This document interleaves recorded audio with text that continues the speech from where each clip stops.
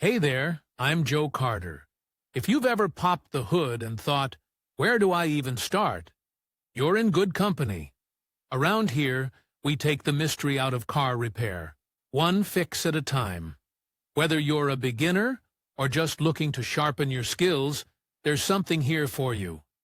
Don't forget to like the video and subscribe if you're into learning without the headaches. All right, that's enough from me. Let's get into it. According to many reviews, installing disc brakes on UAZ really worth the investment and effort. Let's consider the whole process step by step. Installation will describe both front disc brakes, which is relevant for military axles, and rear. For greater clarity, we will provide a video of installation with our own hands. Military axles. To begin with, let's consider a geared bridge, which was developed for the needs of the military. Paired with such a bridge comes a special military hub, which can be replaced by a civilian version.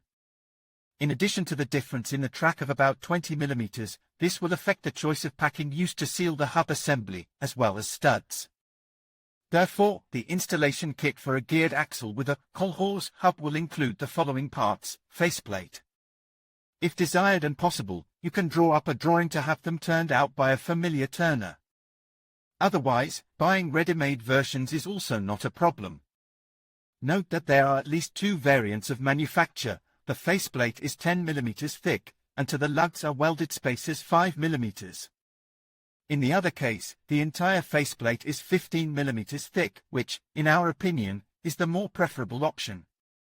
Brake hose adapters, copper washers to seal the brake hose fittings. Spacer rings for sealing the gearbox bearing. Hub gland bushing for civilian axle with outer diameter 60 by 85 by 10. Calipers UAZ 3110 or Gazelle 3302. In a set, often calipers go with pads. Brake disc UAZ 3160. Civilian axle hubs. Wheel studs, 10 PCs. Gland. Brake disc mounting screws, 6 PCs. Front brake hose VAZ 2101. Overflow bolt of brake hose attachment to the caliper for VAZ 2101. You will also need seal and, ordinary, gasket, to seal the sealing plane between the faceplate and the gearbox. You can use a special gasket. Since the installation of disc brakes on UAZ requires labor-intensive disassembly of the entire hub unit, you can at the same time change the hub bearings. Even the old bearings should be well washed to lubricate them with water-resistant grease when installing them. Disassembly, adaptation to civilian hubs. Replacement begins with removal of the drum mechanism. Remove the wheel, brake drum. Knock off the hub cover, then unscrew the axle linkage mechanisms themselves. Loosen the lock washer retainer. Unscrew the hub nut with a special 55 wrench. Remove the washers. Remember the order of installation. Unscrew another nut with the same wrench, remove the last washer. You can remove the hub from the trunnion. Unscrew the 6 nuts securing the trunnion to the gearbox, remove the oil ring.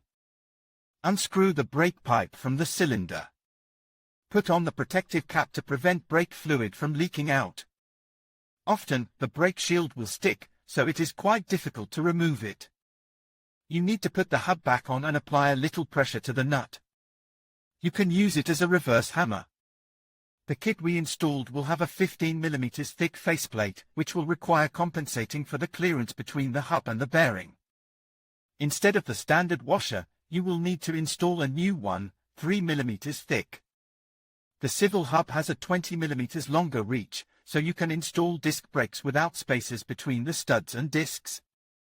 Those who do not want to switch to the kolhorse hubs will have to lengthen the studs and use spacers.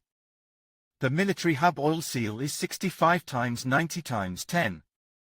To install the civilian hub, we will need to change the oil seal ring on the trunnion.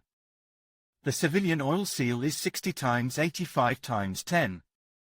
Sharpen the old ring so that it can be clamped in a vise. Once securely fastened, screw 2 heavy-duty bolts into the assembly. Put a tire iron between them and twist, thereby removing the ring from its place. Press in the new ring with a suitable diameter bracket.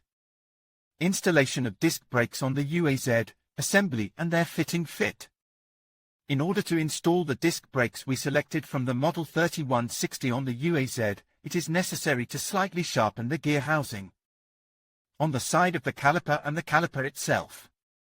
Remove the excess is necessary in order for the pads to have a range of travel. In the process of grinding, be sure to try on the parts. You also need to trim the bolts securing the caliper to the faceplate. Assembly: install the trunnion washer into the faceplate. Lubricate the flats with sealant and install to the gearbox. Screw the shroud onto the 6 studs with the engravers. Attach the caliper so that the pumping bolt is on top. Put the oil ring on the hub and hammer the studs in. Slide the brake disc on and secure it. Install the oil seal. Grease the inside of the hub assembly to lubricate the bearing. Install the ring, which is different for civilian and military axles. Install the structure on the trunnion. Assembly of washers, hub and counter nut is in the reverse order to the removal. Be sure to read how to adjust the hub bearing. Attach the brake hose from UAZ 2101 to the caliper through the bypass bolt. Through fittings, connect the hose from the caliper with a standard UAZ hose. Do not forget about copper washers. In conclusion, installing disc brakes on your UAZ can be a rewarding project that enhances both safety and performance. By following the step-by-step process outlined in this video, you can confidently tackle this upgrade on your own. Remember to take your time, double-check each step, and ensure everything is properly secured. With patience and attention to detail, you'll not only improve your vehicle but also gain valuable hands-on experience. Thank you for watching, and happy driving!